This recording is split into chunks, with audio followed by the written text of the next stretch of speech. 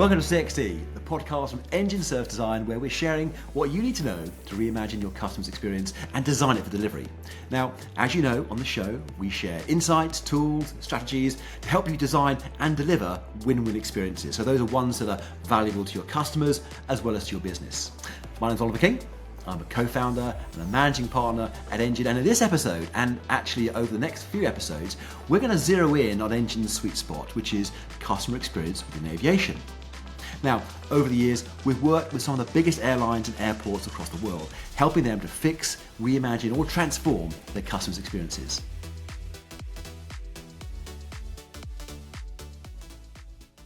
Today, I'm joined by David Pinder.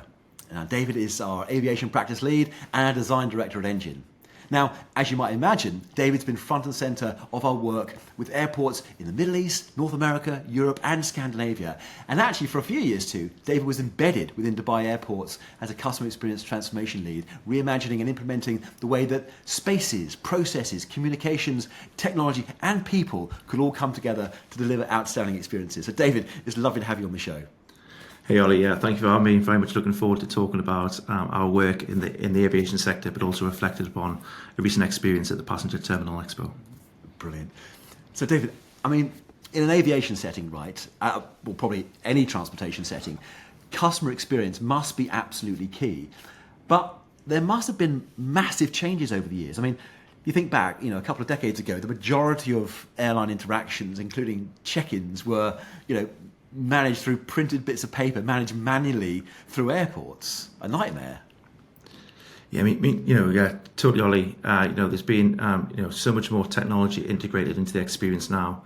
You think about, passengers can check in now, select their seats, receive boarding passes, all directly on their mobile devices. We're seeing the advancements in biometric technology, how that's going to start to begin to, replace, traditional identity checks.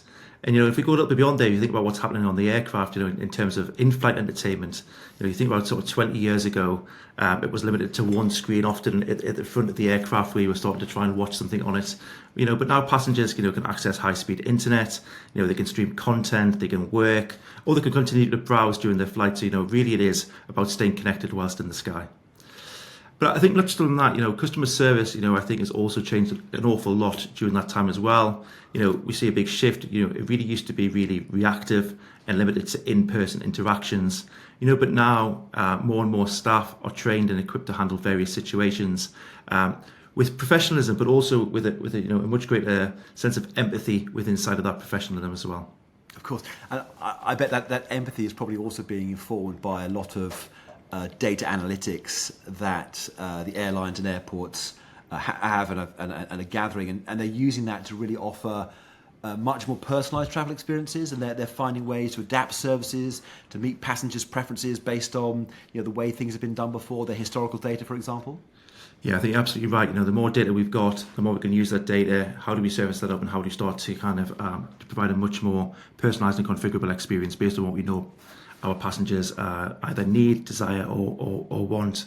Excuse me. I think in addition to that, though, what we've also seen, loyalty programs have also expanded dramatically.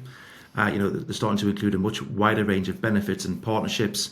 And really what that's about is offering much more value and tailored experiences to those frequent flyers who travel with us. Of course.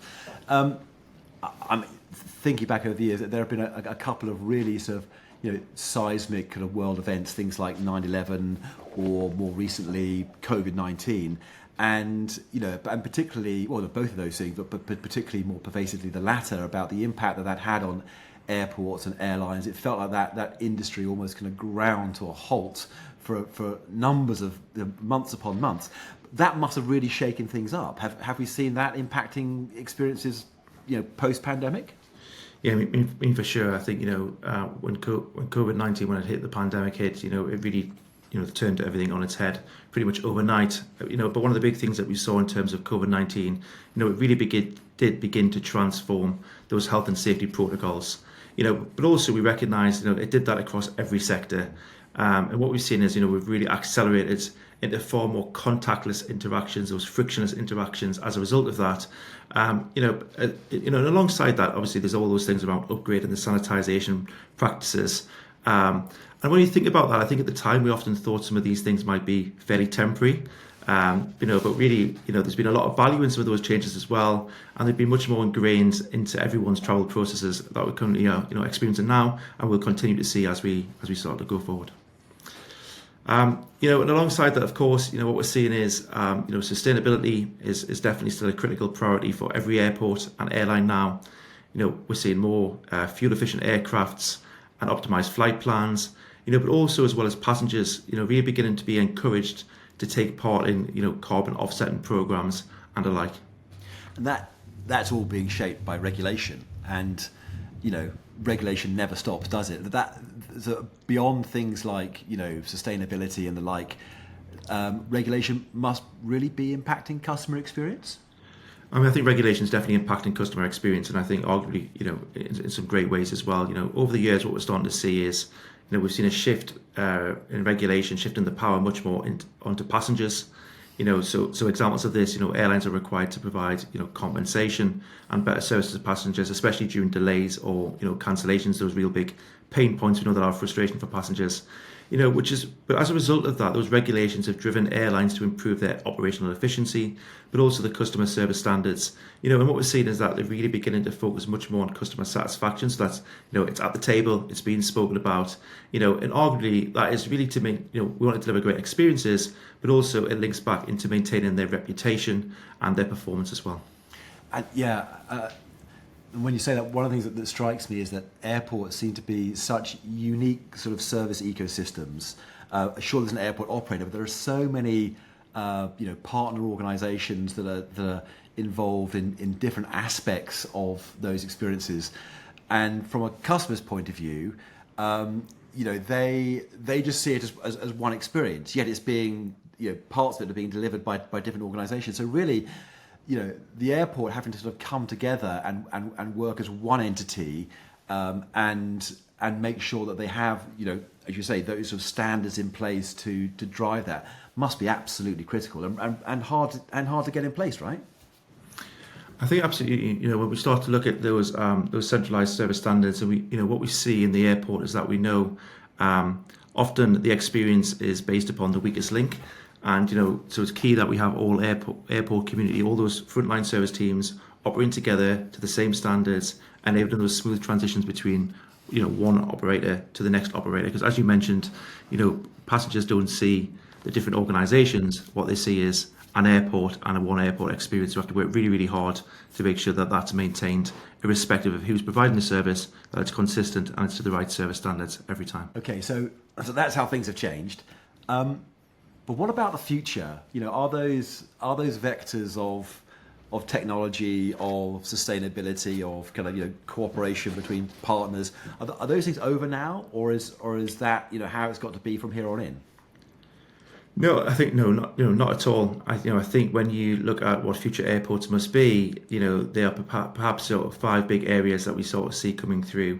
We really see that airports have to be much more sort of human centric. Whether that's prioritising passengers' comfort, whether it's prioritising their convenience, but also seeing a lot more passengers' well-being considered into the experience now, and we see that's a trend that's going to continue into the future as well. Also what we're seeing with future airports is the need to really begin to leverage technology much more, and I think we're at the infancy of that. So things like biometrics, things like AI-driven assistance, but also those sort of seamless digital interfaces, that all sort of combine to streamline processes, enhance efficiency both in terms of for the passenger, but also in terms of the people that are serving them as well.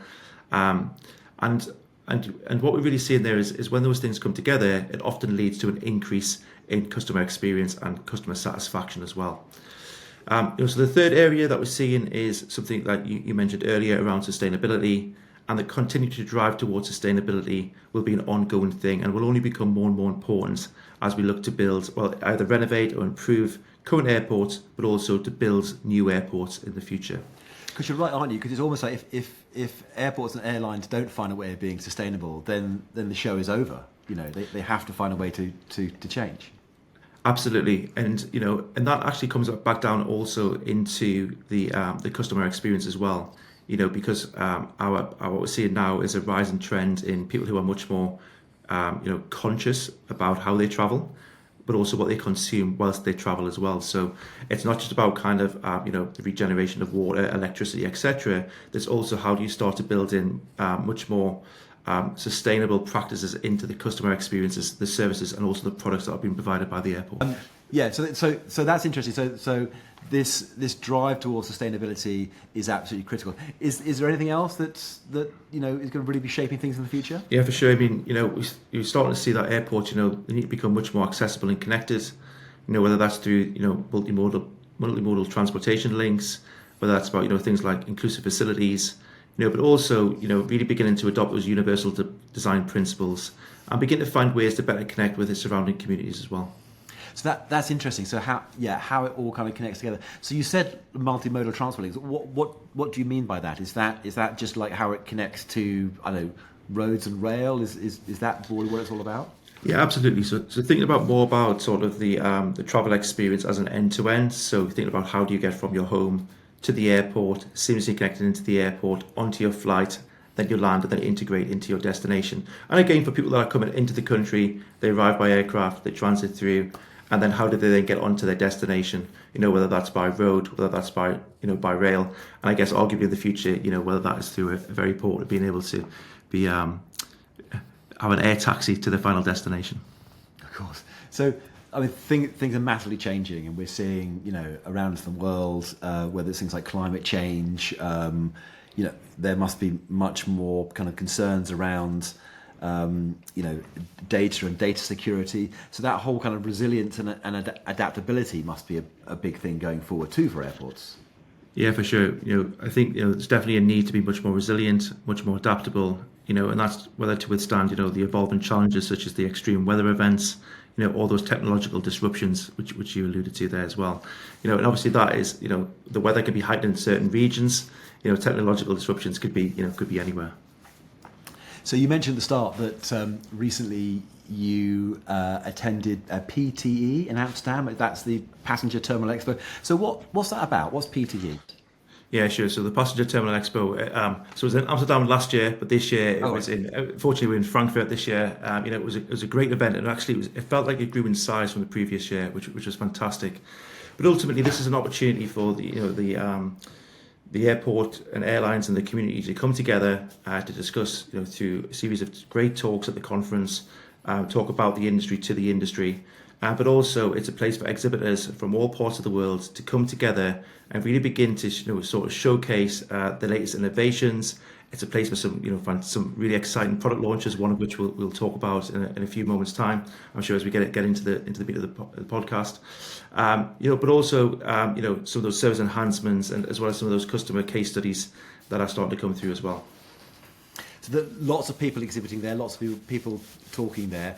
You mentioned these sort of 5 themes about needing to be much more human-centric from an experience point of view, the use of technology, sustainability, being much more accessible and connected, etc., resilient and adaptable. Did you see much evidence of that within PTE? Did you see exhibitors, referencing that?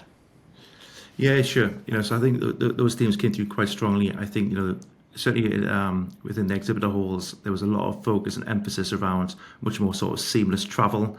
There was a lot of stuff in there around AI optimization, both in terms of how to optimize the operation, but also how can AI be used in terms of customer experience as well. For example, how can we start to use AI to identify lost luggage and reconnect that back with customers whilst they're traveling. So did you see a number of products or technologies that particularly kind of stood out for you that you think are going to impact the customer's experience? Yeah, so there was a number that we saw. There was the typical ones you'd expect to see there, sort of around biometrics, specifically around things like biometric check-in, various types of biometric bag drops, and then biometric enabled journeys as you go through. Off the back of that, we also saw some lovely stuff there around applications and the smart use of applications around how they can deliver much more personalised and configurable experiences through tailored airport services. There's some really interesting things around the next evolution of access control gates and the fact there might not be no gate there at all, and how people can have uninterrupted flows as they go through the airport.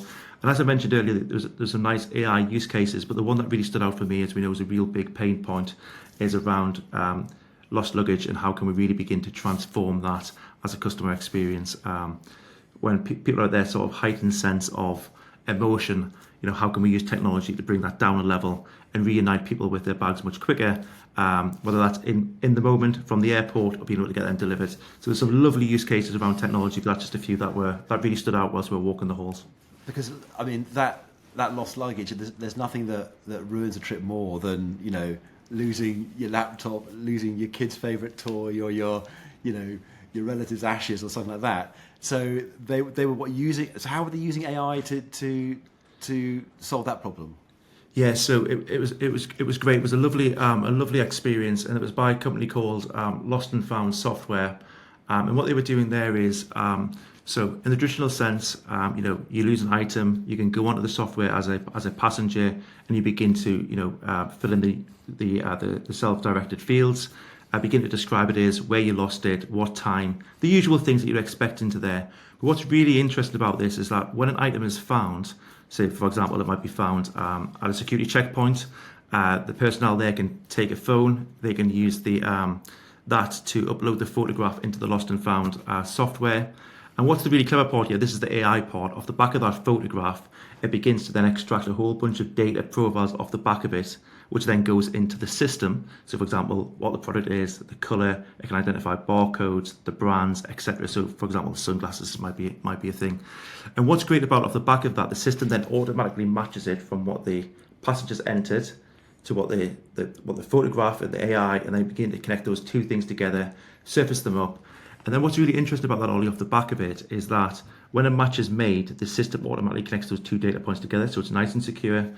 You go through the process, and then as a passenger, you have the opportunity to go and collect it from the Lost and Found at the airport, or as many passengers aren't currently still in that location, through some preferred courier services, you can begin to get those things delivered onto you. So huge amounts of benefits there, much more easier to log and report an issue, but you can start to see how that really starts to begin to streamline the process, but also as a result of that, reunites a lot more people with their belongings back together, which can only lead to improved customer satisfaction. And from a kind of a customer experience point of view, as we know, like when when a customer finds themselves in an adverse situation and they're stressed, when a business can turn around and solve that for them, the kind of the uptick from an experience and satisfaction point of view you get is absolutely incredible. So it's a really great way of creating those magic moments, those lasting memories, and they'll be talking forever about hey, we lost little Johnny's rabbit, but we found it was brought back to us and our holiday was saved. Yeah, you're absolutely right. It's how do you turn those negative experiences into something positive, but also how do you really begin to utilize technology in a way that adds value beyond the technology's sake? And I think what's really nice about that example is there's a technology element there, there's the people behavior element there, but then there's also the consideration around, okay, but then how do we then connect it back into maybe a more physical experience of getting the product or whatever's been lost from the airport back into the hands of the customer? And it's a lovely sort of end-to-end piece. Lovely. And you were talking about, biometrics. So everyone's talking about biometrics, and we have this sense that in the next few years, kind of your traditional sense of what the customer journey is through an airport, about arrivals and check-in and bag drop and security, that's going to be fundamentally transformed with technology and biometrics, and all those things are going to almost become invisible and seamless and disappear. Are we any closer to that? Did you see sort of technology there that begins to deliver against those promises? Yeah, for sure. I think the one standout, some lovely bits of technology more broadly, but the one that really stood out for ourselves when we were there visiting was by a company called VisionBox. And what VisionBox is really aiming to do there, they're really beginning to try to revolutionize that travel experience. They wanted to make it much more seamless, much more contactless. And this is part of their branding, so I'm just going to quote it because it's something that I noted down. Was and on the move passage through the airport, and I think on the move part is the really interesting element here, So what they had developed is a lovely piece of product, and I'll try and describe how this product works. So people are able to submit their documentation, create a biometric token prior to travel. That gives you a pre-clearance to travel in terms of your security profiling. Then what this means is that when you get to the airport, no longer do you have to go to an access control gate, but actually what you can do is literally walk through these smart corridors where they've got these incredible cameras and technology. And what they're doing is they're authenticating who is a safe traveller, who's in that program. And so if you're classified as safe and you're able to travel, you're a trusted traveller, you continue to walk through. However, if you hadn't been enrolled in the program and you need a secondary check, there's agents there at the end of these tunnels to guide people into the secondary checks who need a secondary check. So therefore, your flow is only being interrupted by exception. So if you need to have something, you get stopped. However, if you're part of those people who don't need to have a secondary check, you're able to literally breeze through these corridors. And I think that's just a huge transformation, because if you think about some of the big pain points that we have in the customer experience, it often involves those points of having to wait for your turn to get through one of these gates, and by nature the gate is closed, so therefore it starts to break down and causes queues, especially during those peak periods. Now, addressing that issue, but doing it in a way that is safe, it's controlled, and it's delivering both the operational efficiencies, but arguably delivering a great customer experience, feels like a real win-win. And it was great to see the guys sort of bring that to life and see it in person at the show. It does. You can just imagine that it's going to come a point where almost like without breaking step, you can sort of arrive at the airport and get onto the plane, and you haven't hesitated once. Exactly. You're so right there, Ollie. And if you think about the applications of it, it could be used at I'll say check-in, because check-in might not be how we know it in the future. It might be much more about bag drop. But if you think about kind of any touch point that involves a level of identification in the traditional sense of having to show documentation, etc. The advancement of this is and how it could be deployed. You could definitely see the benefits of that, sort of at check-in, at security, but also going through into your boarding. But also, if you think about it in the arrivals journey, could it be something that starts to get deployed, for example, at immigrations, etc. So we've heard about some wonderful AI tech that help solve that incredibly emotional pain point of losing something in an airport. We've heard of Vision Box and their biometric tokens. That the promise of that is a seamless kind of curb to gate journey with people being pulled out and managed by exception if they need to be dealt with. But if you're registered, you just move and flow through. Was there anything else that stood out from a technological point of view? There's a great application actually by a company called Airspace, and it's their Smart Depart app.